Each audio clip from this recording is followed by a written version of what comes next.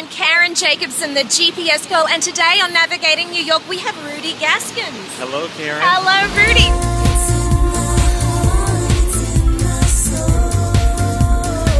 When I'm in New York.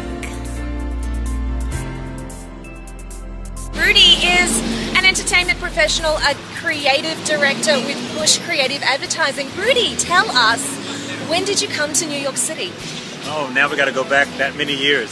So we're talking 1980. I came to New York to study at New York University. My reason for coming to New York was New York University. Right. Because I was studying film in high school. There was a special program called the George Washington University School for the Arts. It was an after-school program for folks in high school. And I studied film there.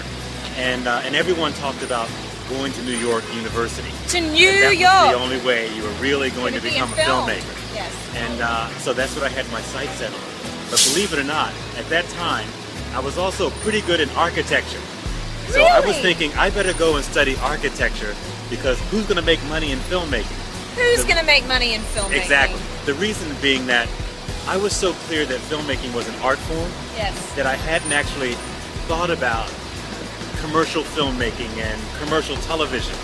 I had only been thinking about making films for art's sake, and there was no money in that. No money. And so I thought, well, I can't just go and study film for art's sake. So it took me a minute to figure that out and realize, wait a minute, I can make million-dollar films as easily as I could make million-dollar buildings. Beautiful. You know, this is a high school student talking. I love that you were thinking this way. Yeah, so I chose to do New York University, and that brought me to New York. Now, it's an only New York story because there's only one New York University.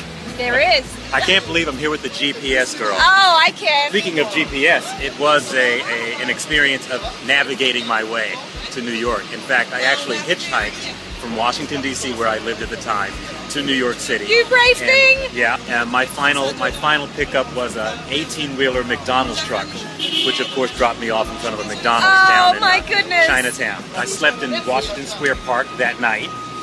Because I had no hotel, of course. I made no plans. And then I found my cousin the next day and was able to stay with her for one night before making my way back to D.C. to really prepare and pack my bags and come to New York to study at New York University. And in fact, to continue that navigational experience, I wound up here at the Brill Building. Right here at the Brill Building. The infamous Brill Building. The center of it all for songwriters. Yeah, this was where all the songwriting happened. Google it. You'll find out everything you ever want to know about the Brill Building.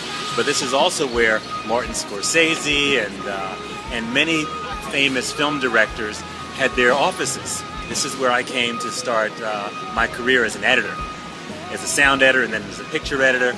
And this incredible building, all of it happened here.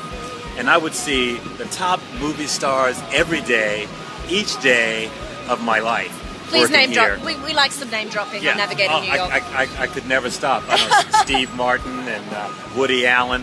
Woody Allen was my favorite because I tried to slip him a note that I wanted to talk with him later. And he looked at me and he said, I don't take notes. Oh my God. He was used to people slipping him notes. And he said, oh, I don't do that particular behavior. That's funny. Yeah. So I learned a great deal here at Sound One. It's the name of the company. They're gone now. Sound One was bought up by some other conglomerate and then on and on. But Sound One was the company that I came to here at the Brill Building to start my career as a filmmaker. And of course, as we continue to navigate life, things go in different directions. I didn't exactly continue on in editing. I began directing films and I became a creative director because there's so many different avenues within the film industry and within the arts that you can dabble in. And I was one of those folks who was a bit all over the place, looking for interesting things. Yeah, I was definitely a dabbler. So you mentioned to me once, so I'd love to hear a little bit about the story of how you got your break editing in this building. It was very exciting to me. Yeah. Someone mentioned to me, you know, if you want to direct films, you got to learn how to finish films. And editing films is a great way to learn how to finish them. And that's definitely what I learned to do in my career as an editor. So they said, go over to the Brill Building. They have all sorts of editing going on over there. I knew nothing. I went over to the Brill Building. I went up to the floor where Sound One was located. I had a briefcase at the time. And I said, hey, I just finished school at NYU, and I'd like to have a job here, you know, editing or doing something. And the guy said to me, well, we need a messenger. You can run up and down the, the different floors delivering that's products. what you did? That's what I did. I dropped my briefcase right there and said, okay, where do you need something taken? And he said, wait a minute, not today. Come back next week. We'll do an application. We'll interview you in the whole business. I came back that next Monday, and I had a job. And that job was taking products from Sound One's headquarters to the various editing rooms. So I'd walk into an editing room, and there would be Scorsese working on a movie. I'd walk into another editing room, and there would be Woody Allen working on one of his movies. Amazing. And all the actors in the movies who were always doing the ADR, the looping. So the actors were in the building all the time, finishing the films right alongside the directors. So tell us something that happened to you, and it can only happen in New York kind of story. Well, New York is interesting in that I think once you come to New York, there's so much stimulation, there's so much diversity, there's so much opportunity that you wind up in almost, at least I did, I think it happens for a lot of folks, in sort of a state of shock. Overwhelm, we call it. Overwhelm, yes. And you have to get used to what all of this stuff means and how to navigate it. And what happened for me was I sort of cocooned a little bit, like a moth. Yes. And then re-emerged as sort of a New Yorker. So tell me, what's your favorite thing about New York? My favorite thing about New York has got to be the cacophony of activity. You mean like right here in the middle of the center of town? Times Square is a perfect example of it. Yes. Everything and anything is available to you, and so it's just kind of a matter of keeping your eyes open, right, and searching and looking for things and feeling your way through it.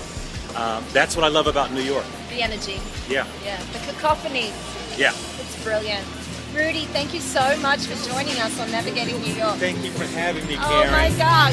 Mwah. Rudy Gaskins. I'm Karen Jacobsen, the GPS School, and you have reached your destination. With the stars.